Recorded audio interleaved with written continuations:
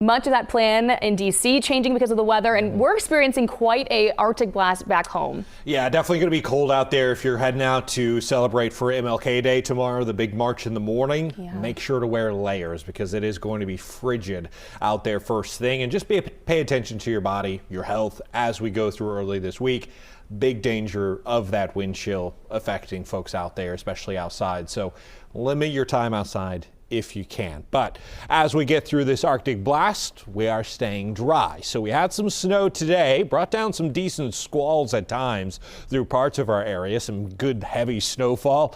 As we go through this week, though, that winter feel not really going anywhere anytime soon. The Arctic blast, it's a shorter window, but we will have to deal with it, unfortunately, for a few days here. So we still have some light snow in parts of the eastern side of the metro within the 275 loop. So Madeira out to Milford, seeing some of those lighter returns there on radar as we travel further off to the east. So parts of Clinton County, Warren County has been seeing that heavy snowfall. They saw some snow squall warnings earlier this evening, and those traffic cams I kept an eye on really deteriorated conditions on those roads. That has since cleared up, but still some decent bands of snow there, and that goes through parts of Claremont County into Brown County around Mount Orb. You're seeing a little bit of a darker blue blob there moving its way in through there, and then also heading out of Adams County and parts of Highland County. Still some light flurry action into that region. We'll still have a few more flurries to go. This system kind of just wrapping up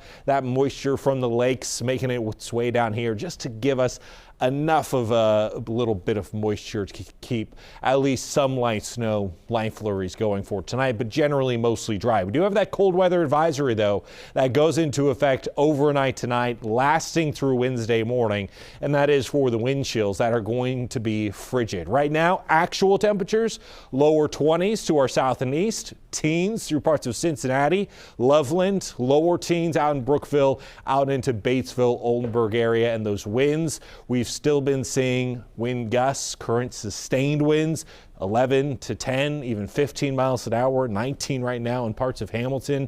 Those gusts up to 20 plus miles an hour as we go through the overnight. So most of the feels like in the single digits, and just starting to see those below zero wind chills entering in from the northwest. So actual temperatures tonight as we continue on will keep falling down through the teens, eventually everyone down into those single digits, even near 1 degree or so by early parts of tomorrow morning.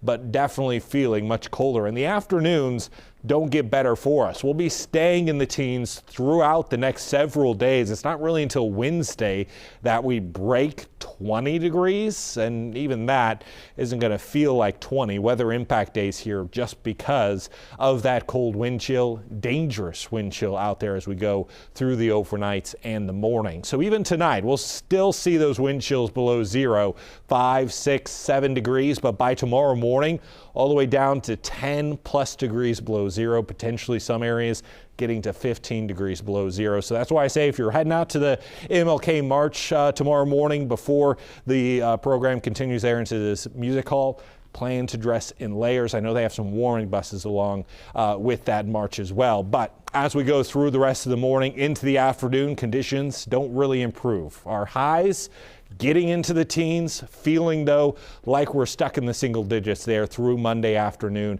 Into Monday night, we'll see those temperatures falling back down into the single digits, those wind chills again down below zero. So the plans for tomorrow, as I mentioned, starting in the morning right around 1, 2, 3 degrees. Teens by the afternoon, feeling like 3, and then as we go through the evening, we'll be right around 0 for that wind chill factor. It's not until the end of the week that we see temperatures get back above freezing.